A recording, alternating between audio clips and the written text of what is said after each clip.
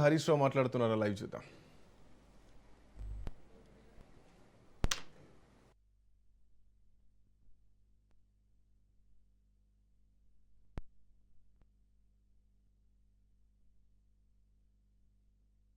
మరి 98% తీసేస్తే ఇన్ని వందల మంది ఇన్ని కాలనీల ప్రెసిడెంట్లు మా భూములు 22A పెట్టారని ఇక్కడికి ఎందుకు వచ్చారు అని నేను అడుగుతా ఉన్నా. అంటే పెట్టుడు నీవంతు, దరఖాస్తులు పెట్టి ఆఫీసుల చుట్టూ తిరుగుడు ప్రజల వంత. తప్పు చేసింది నువ్వు, చేసిన తప్పును నువ్వే సవరించాలి. ప్రజలెందుకు ఆన్లైన్లో దరఖాస్తులు పెట్టాలి? ప్రజలకెందుకు శిక్ష? ప్రజలెందుకు ఆఫీసుల చుట్టూ తిరగాలి అని నేను అడుగుతా ఉన్నా. ఇలా ఒక భూమి రెండు భూములు కాదు, లక్షలాది మంది ప్రజల ఆస్తులను రాత్రికి రాత్రి నిషేధిత జాబితాలో పెట్టి ఇలా కంటి నిండా నిద్ర లేకుండా చేసినారు. ఇవాళ ఎంతమంది మాట్లాడినారు?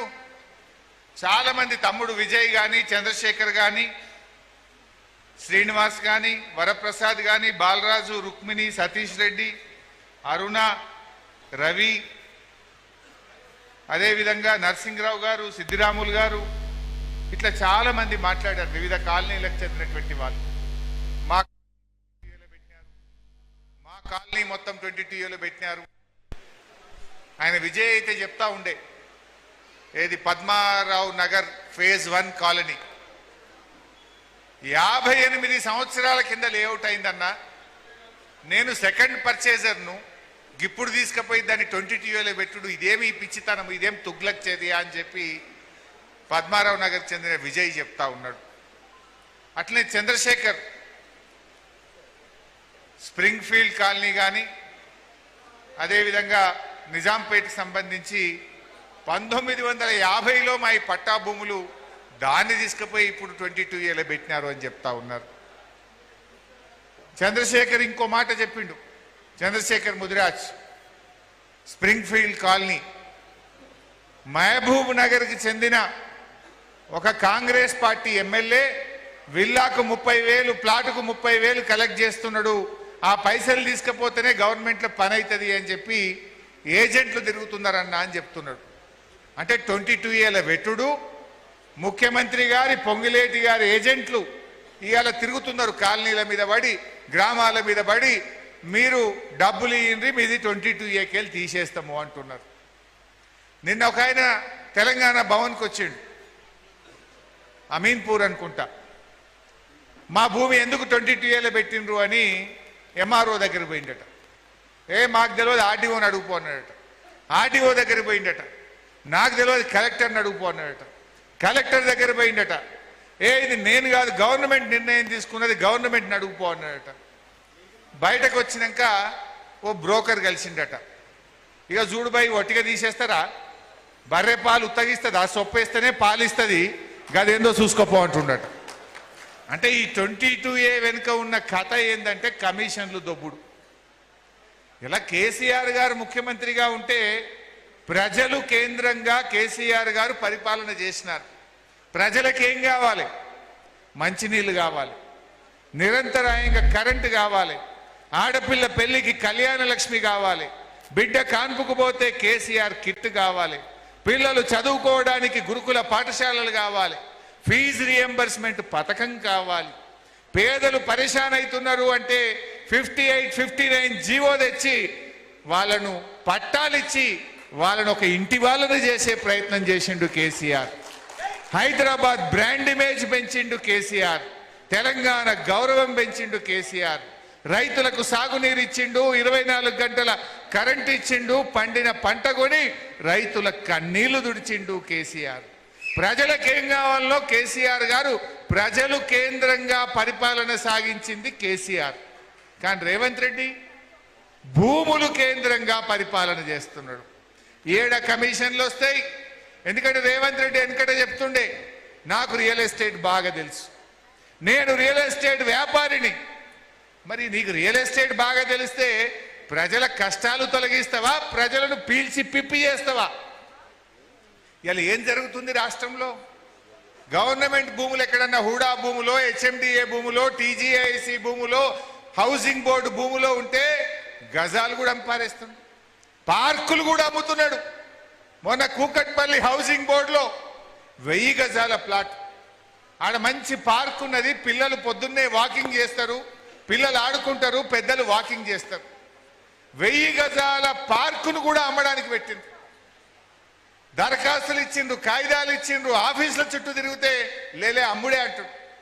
లాస్ట్కు ఆ కాలనీ వాళ్ళందరూ హైకోర్టుకు పోతే పార్కును ఎట్లా అమ్ముతావని రేవంత్ రెడ్డి ప్రభుత్వానికి మొట్టికాయలేసి ఆ హైకోర్టు స్టే ఇస్తే ఇలా పార్కు మిగిలింది. అంటే భూములు అమ్ముడు, అంటే భూములు కేంద్రంగా పాలన చేస్తున్న రేవంత్ ఏం చేస్తున్నాడు? భూములమ్ముడు, పార్కులమ్ముడు, ప్లాట్లమ్ముడు.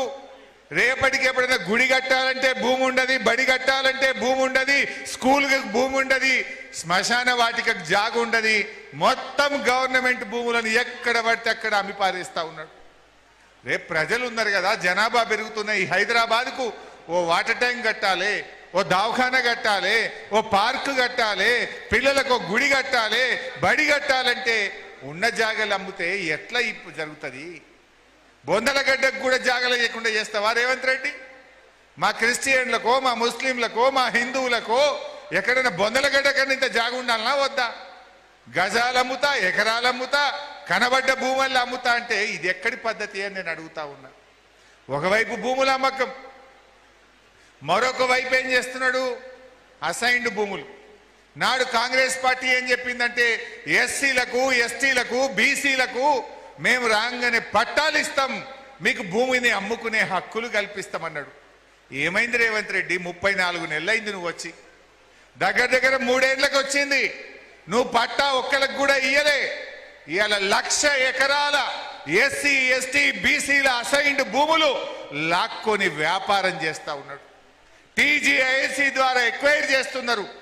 అడ్డికి పావు షేర్కు పాపం ఆ దళితుల దగ్గర భూములు లాక్కొని ఇవాళ కమిషన్ల పేరిట పెద్ద ఎత్తున కమిషన్లు తీసుకొని బడా బడా పారిశ్రామికవేత్తలకు ఇవాళ భూములు కట్టబెడతా ఉన్నారు. 1,00,000 ఎకరాల ఎస్సీ, ఎస్టీ, బీసీల భూములు లాక్కున్నాడు. గవర్నమెంట్ భూములేమో అమ్మకానికి పెడితివి, ఎస్సీ, ఎస్టీల భూములు గుంజుకొని కమిషన్ల కోసం పారిశ్రామికవేత్తలకు కట్టబెడితివి. ఇక పట్టా భూములు. ప్రజలు ఈ కుత్బుల్లాపూర్లో ఉండే వాళ్ళంతా రెక్కాడితే డొక్కాడని వాళ్ళు, పేద మధ్యతరగతి ప్రజలు, భార్య భర్త ఇద్దరు ఉద్యోగం చేసి చిట్టీలు వేసుకొని రూపాయి జమ చేసుకొని ప్లాట్ కొనుక్కుంటారు. 60 గజాలో, 70 గజాలో, 100 గజాల్లో చిన్న ఇల్లు కట్టుకుంటారు. ఇలా రాత్రికి రాత్రి నిషేధిత జాబితాలు పెడితే ఇది తుగ్లక్ ప్రభుత్వం కాదా? అసలు ఎట్లా పెడతావు? నీకెవడో హక్కు ఇచ్చిండు? ఇప్పుడు రక్షకుడే భక్షకుడైన వేళ అంటారు. ప్రజల ఆస్తులను కాపాడాల్సిన ప్రభుత్వం ఇవాళ ప్రభుత్వమే కంచె చేను మేసిన విధంగా ఆస్తులు కాపాడాల్సిన ప్రభుత్వం ఆ ఆస్తులను లాక్కొని రాత్రికి రాత్రి ప్రజలను ఇలా ఆగం చేస్తున్నది రేవంత్ రెడ్డి ప్రభుత్వం. నీ బాధ్యత ఏంటి? ప్రజల ఆస్తులకు రక్షణ కలిగించాలి. కానీ రేవంత్ రెడ్డి వచ్చినాక ఈ తెలంగాణ రాష్ట్రంలో ప్రజల ప్రాణాలకు రక్షణ లేదు, ప్రజల ఆస్తులకు రక్షణ లేకుండా అయిపోయింది. ఎన్ని హత్యలు జరుగుతున్నాయి, ఎన్ని రేప్ కేసులు జరుగుతున్నాయి. తెలంగాణలో మహిళలకు రక్షణ లేకుండా పోయింది, చిన్న పిల్లలకు రక్షణ లేకుండా పోయింది, ప్రజల ప్రాణాలకు రక్షణ లేకుండా పోయింది. ఇవాళ ప్రజల ఆస్తులకు కూడా రక్షణ లేనటువంటి పరిస్థితి ఏర్పడ్డది. ఈ ఏంది 22A? ఇవాళ పొద్దున్నే నాకు ఖమ్మం జిల్లాకేలో ఒక రైతు ఫోన్ చేసినాడు. ఒకటే ఫోన్ కొడుతుండు, నేనేమో పబ్లిక్లో ఉన్నా, ఫోన్ ఎత్తితే ఆ రైతు చెప్తున్నాడు, ఎర్రుపాలెం మండలం భీమవరం గ్రామం. ఈ 22A ఒక హైదరాబాద్లో లేదు, మొత్తం తెలంగాణలో 1 కోటి ఎకరాల భూమిని 22Aలో పెట్టింది. రైతు లాగం, ఇండ్లు కట్టుకున్నో లాగం, ప్లాట్లు కొనుక్కున్నో లాగం, బిడ్డ పెళ్లికి లగ్గాని కోసం అల్లుడికి ఇస్తామని ఒక ప్లాట్ కొంటే అది కూడా 22Aలో పెట్టిండు. అంత ఆగమే ఉన్నది. ఖమ్మం జిల్లా ఎర్రుపాలెం మండలం భీమవరం గ్రామం నుంచి ఒక పొద్దున్నే ఒక రైతు ఫోన్ చేసిండు, అన్నా మా ఊర్లో 361 మంది రైతుల భూములన్నీ 22Aలో పెట్టిండ్రన్నా, మేము ఏం కావాలి, మాకు పరేషాన్ అవుతుంది అంటాడు. ఇలా వ్యవసాయ భూములు 22Aలో పెడితే రైతు బంధు రాదు, ఎరువులు దొరకవు, విద్యుత్ కనెక్షన్ రాదు, ఎవడన్నా ఆపదకో సంపత్కో అమ్ముకుందామంటే ఆ భూమి అమ్ముడు పోని పరిస్థితి. ఆ ఎర్రపాలెంలో 3000 ఎకరాలుంటే సగం భూమిని 22A పెట్టినరు. ఇవాళ 361 మంది రైతులం ఆగమైపోయినాం. అన్నా జర టైం ఇస్తే హైదరాబాద్కి వచ్చి కలుస్తాము అని నాకు ఖమ్మం జిల్లాకి వెళ్ళి పొద్దున ఫోన్ చేస్తూ ఉన్నారు. నిన్న సాయంత్రం యాదాద్రి జిల్లా రాజాపేట్ మండలం చల్లూరుకెళ్ళి ఒక తమ్ముడు ఫోన్ చేసిండు. ఆ చల్లూరు నుంచి తమ్ముడు ఏమంటాడంటే, మా ఊరు సగం 22A పెట్టిండ్రు అన్న అంటాడు. అరే ఊరెందుకు పెడతారా తమ్మి అంటే, ఏమో అన్న ఇది తుగ్లక్ గవర్నమెంట్ ఉన్నది, 150 ఇండ్లు దాదాపు సగం ఊరును 22A పెట్టిండ్రు అన్న. మా ఊర్లో ఆయనది లగ్గం ఉన్నది, అమ్ముకానికి పెట్టిండు, బేరమైంది, రిజిస్ట్రేషన్ ఆఫీస్కి పోతే 22A ఉన్నది, కాదుపో అంటున్నాడు. అరే ఇదేంటన్నా మేము ఆగమైపోయినా, మా ఊరంతా ఆగమైతుంది అని నిన్న యాదాద్రి జిల్లా చల్లూరుకేలో ఒక తమ్ముడు ఫోన్ చేసి బాధపడతా ఉన్నాడు. నిన్న మా పటాన్ చెరువు ఎమ్మెల్యే మహిపాల్ రెడ్డి ఫోన్ చేసిండు. అరే మా దగ్గర అమీన్పూర్ పోలీస్ స్టేషన్ 22A పెట్టిండ్రు అంటుండు. ఏమైపోయాయి ఎటువాయ్? నిన్నొక ఆయన చెప్తుండు, అంతెందుకన్నా రేవంత్ రెడ్డి ఇల్లు కూడా 22A పెట్టిర్రు అంటుండు. తుగ్లక్ గవర్నమెంట్ అయిపోయింది మొత్తం, పాగల్ ముచ్చట. ఎటు పోతుంది ఈ ప్రభుత్వం? ఇవాళ ఆలోచించాల్సినటువంటి అవసరం ఉంది. కానీ జరుగుతున్నది ఏంది? మొన్న మీరంతా టీవీల్లో పేపర్లలో చూసిండ్రు. రేవంత్ రెడ్డి తమ్ముడికేమో 100 కోట్ల విలువ కలిగిన భూమిని రేవంత్ రెడ్డి తమ్ముని కంపెనీకేమో కట్టబెట్టిండు. నీ తమ్మునికేమో గవర్నమెంట్ భూములు అడ్డికి పావు షేరుకు కట్టబెడతావు, ప్రజల ఆస్తులేమో 22A పెట్టి ఆగం పట్టిస్తావు. ఎటు పోతుంది గవర్నమెంటు? నీ తమ్ముడికేమో 100 కోట్ల భూములు ఆ కంపెనీల పేరు మీద కట్టబెడతావు, గరీబోళ్ళై పేద ప్రజలై తాతలు తండ్రుల నాటి కష్టం చేసిన ఆస్తులనేమో ఇవాళ 22A పెట్టి ఇవాళ ప్రజల జీవితాలతో చెలగాటమాడుతున్నటువంటి పరిస్థితి ఇలా అర్థం చేసుకోవాలి. మా తాపత్రయం ఒక ప్రధాన ప్రతిపక్షంగా మీకు ధైర్యం ఇవ్వాలి, ఈ ప్రజల పక్షాన పోరాడాలనేటువంటి ప్రయత్నం చేస్తూ ఉన్నాం. ఇందాక తమ్ముడు షంబీపూర్ రాజు చెప్పినట్టు మొన్న మల్కాజిగిరిలో మీటింగ్ పెట్టగానే రాసుకున్నారట మొత్తం. వీడు ఇంట్లో కూడా ఒక 20 మంది ఇంటెలిజెన్స్ వాళ్ళు ఉంటారు. ఓడు రికార్డ్ చేస్తాడు, ఓడు రాసుకుంటాడు, ఎవడెవడు హరిశన్నని కలిసిండు, ఎవరెవరు ఏ కాలనీ వాళ్ళు సమస్య చెప్పిండ్రు, ఇవి అడిగి పోతాయి, రేపటికల్లా అన్ని తీసేస్తారు మీ అన్ని. అదన్నా కనీసం కానీ సంతోషం. అట్లీస్ట్ మా పోరాటం, మా ప్రయత్నం, మా గొంతు మీలాంటి పేదలకింత మేలైతే సంతోషం. మొన్న మల్కాజిగిరి పోయినాం, తెల్లారి వరకు సగం మంచిగా అయినాయట. మొన్న తెలంగాణ భవన్కు కొంతమంది వచ్చిండ్రు, జనతా గ్యారేజ్, మాకు ఈ ఇబ్బంది ఉందా అంటే అన్ని రాసుకున్నారట, సాయంత్రం కల్లా వాళ్ళకి ఫోన్లు పోయినాయట. సరే కానీ అట్లీస్ట్ తీయాల ప్రభుత్వం తప్పు చేసినా ఎవడో ఒకడు ముళ్ళు కట్టబెట్టి పొడవాలన్నా వద్దా? తప్పును ఎత్తి చూపాలన్నా వద్దా? ఇవాళ ప్రజల గొంతుకై బీఆర్ఎస్ పార్టీ పనిచేస్తుంది.